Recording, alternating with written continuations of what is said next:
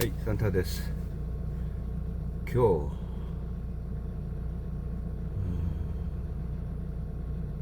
日 2월 23일 월요일이고요. 06시 05분. 조금 늦었네. 오늘 약간 거리를 느려서 진짜 그 입춘을 지나 오수를 지나 이제 경칩으로 가잖아요. 이 24절기라는 게 이 대한민국에 있는 사람들한테는 굉장히 정확한 것 같아. 입춘 바로 직전에 그냥 몸이 가장 어떻게 보면 움츠리고 컨디션이 가장 안 좋았었는데, 그죠? 오수 지나니까 몸이 이제 서서히 풀리더라고. 횟수도 눌리고 거리도 좀 서서히 늘려가고 있습니다. 몸이 자연스럽게 그렇게 되네. 막 억지로 안 해더라도.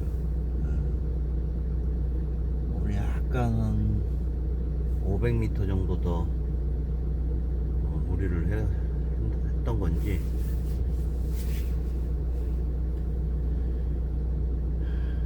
시계를 맞춰야 되는데 오늘 한 5.84km 5.84km인데 조금 느렸어. 거리를 500m 했더니 약간 몸이, 그러니까 두 가지 코스를 지금 조깅을 해요. 영상 보시는 분들도 그 특정한 그 구간에 조깅을 돌면 한 1년, 2년 정도 지나면 어떻게 보면은 좀 많이 지루해져. 굉장히 많이 좀 지루해지기 때문에 한두 코스 정도는 좀 발굴을 하셔가지고 시의적절하게, 어차피 이건 재미예요, 재미. 우리가 기계가 아니기 때문에 어떤 대상물에 대해서 내가 그 코스를 지속적으로 내 뇌에서는 인지를 하잖아. 근데 시간이 지날수록 흥미가 안 느껴져. 뛰다 보면 한 2년 정도 동일 코스를 계속 뛰다 보면은 처음에 가져갔던 이런 희열이라든가 이런 뭐 탐험, 처음엔 막 여기도 보고 저기도 보고 막 나뭇잎도 신기하고 막 그쪽에 막 사계절을 막 두 번씩 막 이렇게 지내고 그러면, 두세 번씩 지내면 그거조차가 놀라운 경이로움인데 흥미가 떨어지면 운동도 재미 없어지더라고. 그래서 A코스, B코스, C코스까지는 아직 하지를 않았는데, 이 아침에 하는 거는 장단점이 분명해요. 시간을 길게 쓰고, 그리고 아침이 주는 어떤 무한한 열정을 뿜어낼 수가 있어. 다만 단점은 부상의 위험이 좀 있어요. 밤에 새벽에 하다 보니까 부상의 위험이 있어. 그래서 코스를 개발할 때는 낮에 한두 번 정도 충분히, 그죠? 물론 뭐 그렇겠지만 충분히 코스에 대한 어떤 지형 징후를 인식한 다음에 그 다음에 익숙한 코스라도 내 몸이 적절하게 컨디션이 좋지 않으니까, 예전에 본 영상도 올렸지만 허리를 다치는데 부상 위험이 가장 큰 것 같아요. 그리고 조깅 후에 또 뜬금없는 부상등이 있어요. 누가 그러잖아. 조깅 후에 이제 헬스 하라고. 헬스를 하다가 다쳐요. 또 역 스트레칭을 하다가 심하게 다치는 경우도 있습니다. 정말 그리고 또 부상의 위험이라는 게 항상 존재하는 것 같아요. 그걸 딛고 일어서야지 운동을 하는 것 같아. 오늘은 징비록 관련된 그 2주 전에 시작한 또 이쁘게 뛰시네. 2주 전에 시작한 서해 유성령 선생의 징비록에 대한 마지막 리뷰를 한 시간으로 하겠습니다.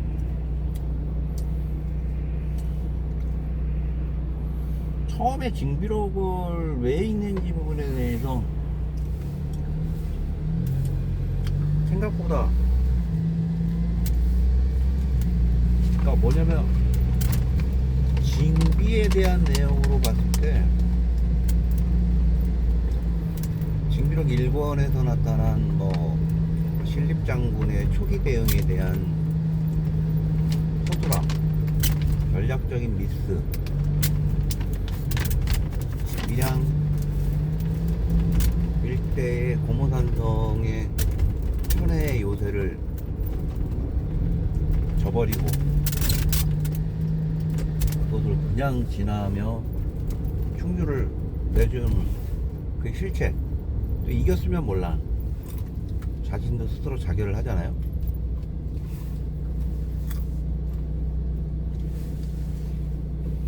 그런 모습들, 그리고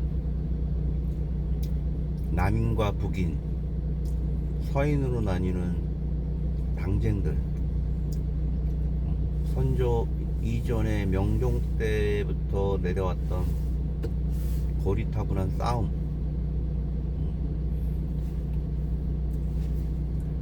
어떤 다가오는 전쟁에 대한 서막을 본능적으로 여러가지 군사방어 체제에 대한 취약점을 스스로 개혁해야겠다는 그런 촉구, 어떤 재생방역 체제에 대한 한계를 통한 어떤 진관 체제로의 존함이 명종 때 이후로 이어졌던 여러가지 북인과의 한파 싸움으로 인해서 적절하게 전환되지 못한 점, 이런 점들에 대한 아쉬움, 굳이 이제 징비에 대한 내용을 살펴본다면, 그리고 자신에게 씌워진 누명에 대한 어떤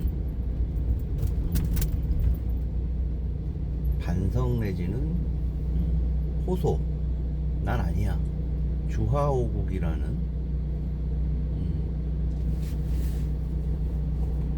12세기에 있었던 진회가 악비를 모함했던, 조합하였던 금나라와 싸우면서 그 갈등의 중심에 있었던 진회는 중국사에서 가장 치욕적인 모함을 한 인물로 그려지는데, 북인뿐만이 아니라, 자신을 정적인 북인뿐만 아니라 그 안동 하회 쪽에 퇴계 문파에 자기 동문 수학하던 친구들조차도 그 주하옥에 대한 책임을 질 수 없다며 비난하는데, 그 8년간의 뭐 정유재란이나 임진왜란 등의 싸움보다 그게 더욱더 힘들었었나 보다. 그래서 오히려 그런 부분에 대한 변명성 서적을 썼다라고 볼 수밖에 없는 게, 몇 가지 심의경이 가지고 있는 전쟁 이후 1년이 지나서 있잖아요.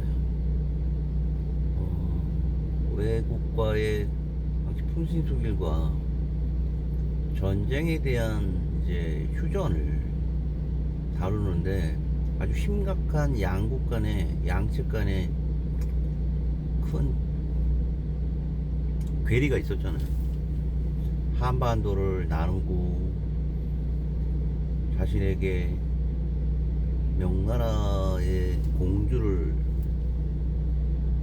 정략 결혼을 해야 된다는 등을 요구했던 풍신수길과 명나라는 적당하게 사대에 의한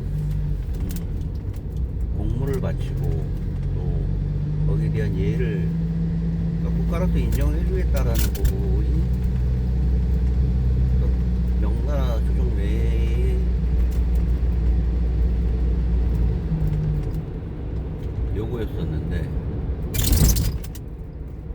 그런 큰 괴리를 극복하지 못하고 중간에서 어떤 전달의 착오와 또 개인의 잘못된 이기심이 있어서 그게 발각이 됨으로 인해서 일본은 다시 재침을 하는데 근데 그 중심에 또 조선은 없었어 당시.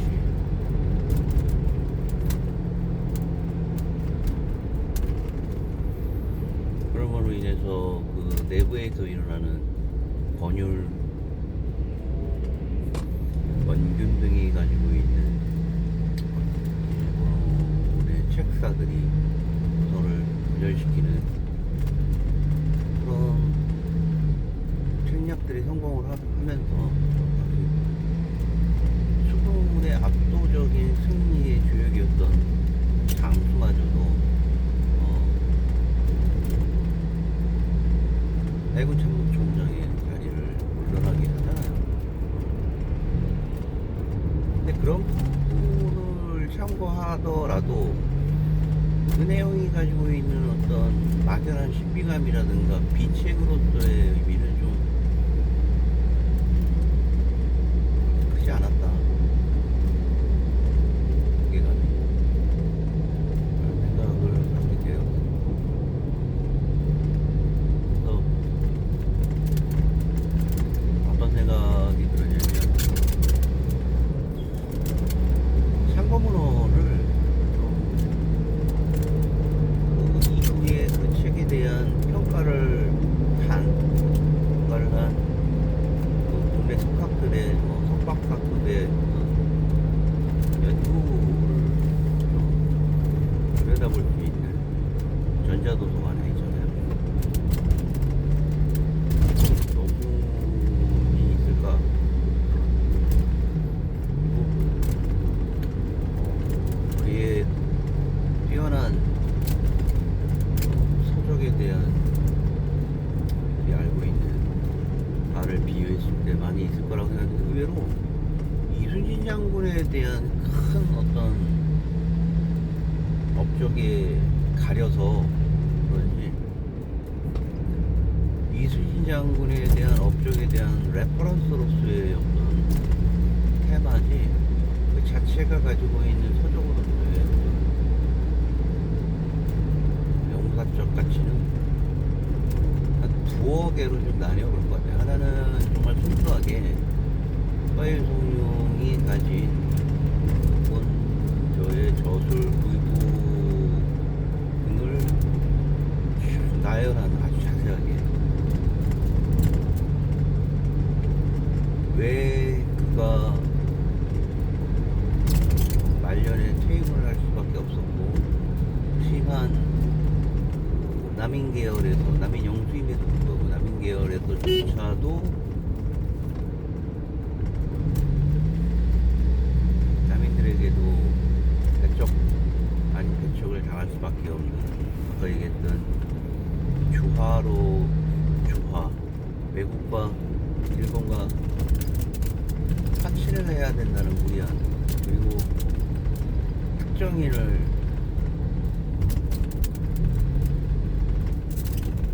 비난하면서까지 했던 일본의 진의학비에 대한 고사를 들어서면서까지 자신이 오해를 푼 거에 대한 많은 스트레스를 인해서 책이 쓰여졌다라고. 그래서 이 책에 대한 가치가 뭐 그다지 높지는 않다. 진기에 대한 내용라는 그 자신에 대한 변명 정도도 어느 정도 섞여 있다. 후회와 라는 부분을 읽고 그제서야 이제 이 책이 가지고 있는 가치에 대한 개인적인 스탠스를 갖게 된 거죠. 처음에는 뭐 너무 도대체 뭐 이런 내용의 서적들이 왜 우리가 지금 이 시점에 읽어야 되나라는 회의가 있었죠. 그런 스탠스를 좀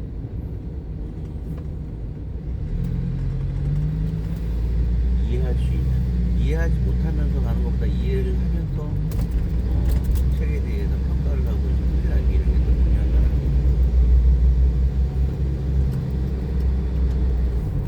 그 다음에 두 번째로는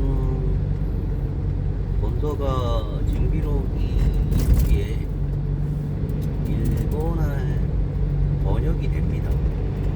그래서 나는 번역?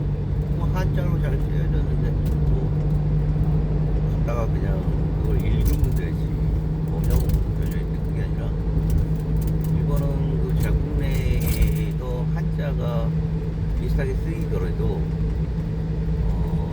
조선 내 한자의 쓰임과 일본이 그걸 풀어서 써야 되는 거는 또 다른 의미라는 어떤 실용학적으로 번역이 가지고 있는 한계라든가 어떤 실증 사례들 두 가지 고문을 가지고 조선에 나와 있는 거를 번역했던 일본인의 번역에 관한 관점이라든가 방법에 대한 걸 서술했던 논문이 하나 더 있었던 것 같아요. 두 번째 논문은 징비록이 그러니까 번역을 하면서 임진왜란을 왜가 칠 수밖에 없었던 부분에 대한 번역을 오역했고, 그 다음에 19세기 말 무렵에 메이지 정부가 징비록을 번역을 시킴으로 동안론에 대한 어떤 준비를 해 나가는 과정에서 바로 전에 전투였던 징비록에 대한 조선의 내부 사정을 알고 싶은 어떤 막부 메이지 정부, 신정부의 요청에 의해서 번역을 하러 나가는 과정에서 번역에 오류가 있었다라는 부분에 대한 연구가 다루어졌던 논문이 하나 더 있었어요. 그래서 서강대학교에서 2017년에 나온 논문과 그 이후에 번역에 관련되어 나온 논문 이 두 가지 정도 이외에는 전부 다 그 이순신 장군이 가지고 있는 업적에 대한 레퍼런스를 참고문헌 정도였지 서해유성룡이 중심으로 한 서적에 대한 연구는 아니었다는 게 논문을 읽으면서 자료를 찾으면서 가지고 있었던 태도였다.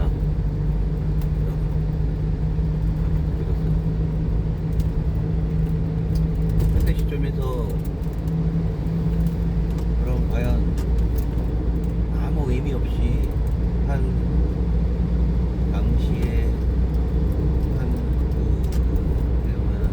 전설을 뚜렷한 곳이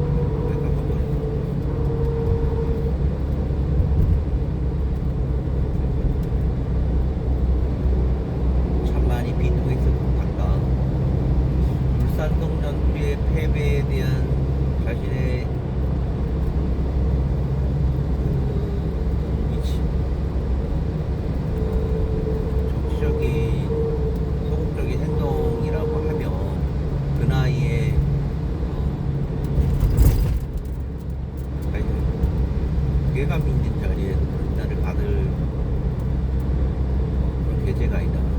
비급한 시절에 그러면서 물러나잖아. 그 울산 성전주에서 그 명나라에 파견됐던 일종의 감찰관 울산성 패배에 대한 책임을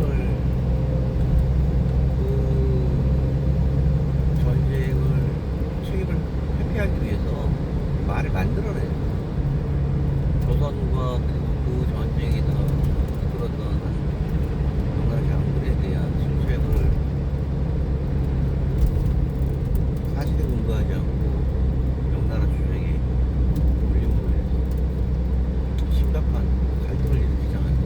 물론 이제 그게 잘못된 정보라는 사실을 알고 김웅태 무고 사건, 조선은 그가 주장했던 매와 조선과 합작으로 명을 논란에 일부러 줬다라는 이런 말도 안 되는 사건에 대한 무고를 하기 위해서 변무사를 파견을 하잖아. 윤덕룡인가? 화요성령이 추천해서. 그때 왜 중심에 서 있었던 서해가 가지 않았나라는 국민의 주장이 불쾌하죠. 몸도 안 좋고 그 내부에서 자기들끼리 싸우고 있는 상황에 시점에서 갈 사항이 아니다라고 판단한 서해와 선조도 거기에 일견 동의를 했던 건데 이어지는 조화론에 대한 책임이 쥐네라는 지금까지도 치욕적인 4대부의 지식인으로서 갖는 아주 치욕스러운 사람 중에 하나는 쥐네를 자기가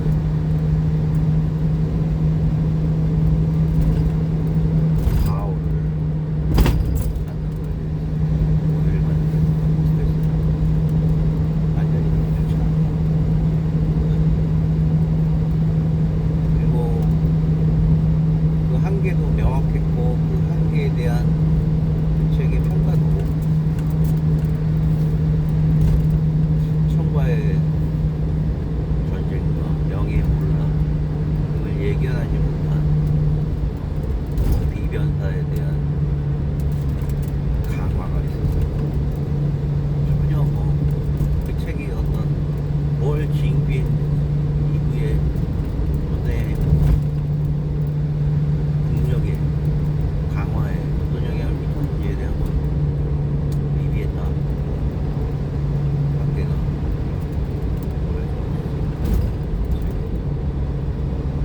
관계였던 저들에 대한 목적도 하마천의 후회스러운 자신의 비감명 이었다라는 생각에 죄를 다 수긍할 수 없지만 정말 신다 죄에 대한 이제 리뷰를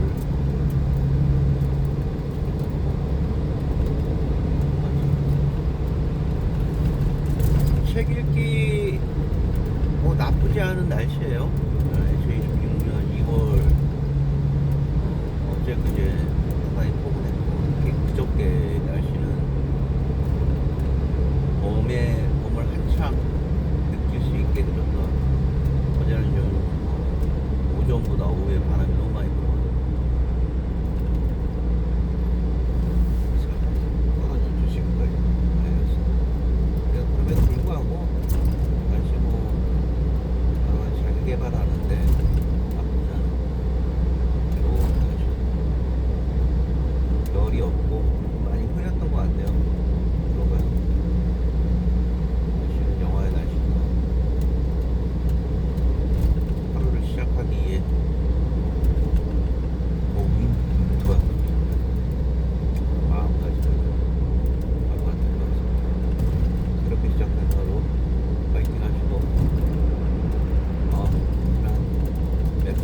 더 걸었던 건지